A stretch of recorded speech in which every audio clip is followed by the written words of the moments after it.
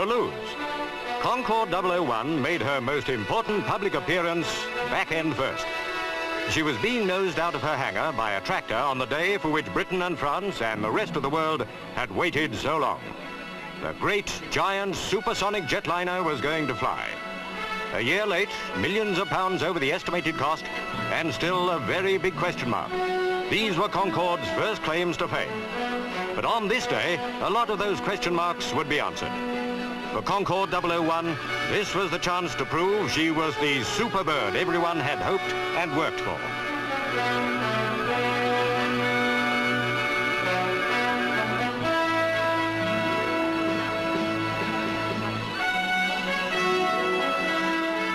"193 feet long, 38 feet tall, with a wingspan of 84 feet. Vital statistics of an Anglo-French lady who was all dressed up and ready to go places on the biggest date of her life. Keeping that date were the world's press. All eyes were glued to the sleek, futuristic machine standing on its spindly legs out there, its droop snoot in the down position surveying the scene. At the other end, heat surged from the mighty Rolls-Royce engines as the ground crew checked, rechecked, and checked again. Concorde was buttoned up good and tight. There was little more anyone could do other than fly her.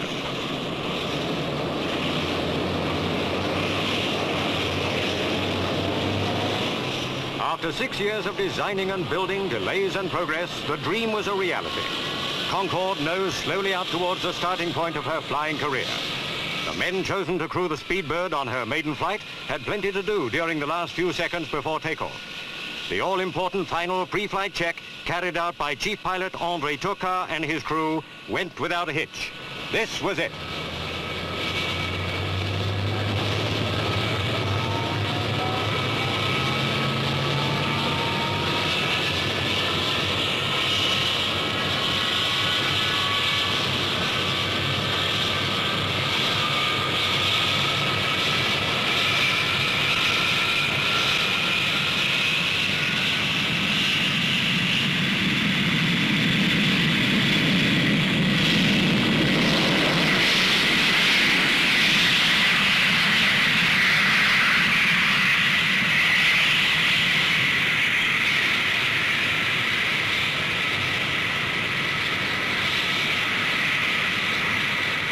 With 12 tons of test equipment on board, André Turcat took Concorde up to 10,000 feet.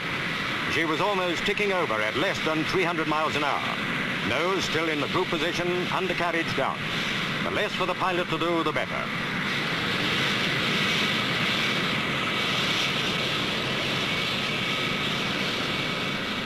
Earthbound technicians waited for reports to come in. And what reports they were. Concorde handled beautifully. After only 27 minutes of flight, she was coming home. The weather was threatening, but the test pilot knew what he wanted to know. Concorde was coming back as a success.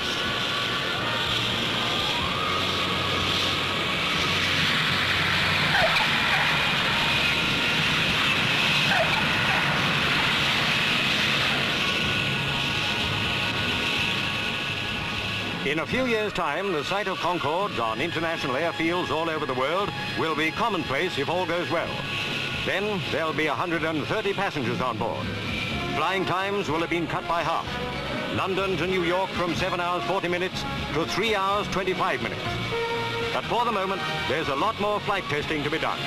A long, lonely job for the French and British test pilots and their crews. But now was a time of triumph, and André Turcat was the hero.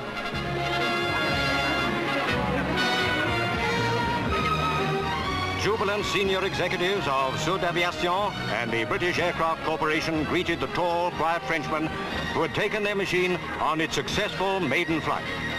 Inside, the world's press wanted to hear Monsieur Turcat's verdict. "The big bird flies," he said. "It's the beginning of the big work.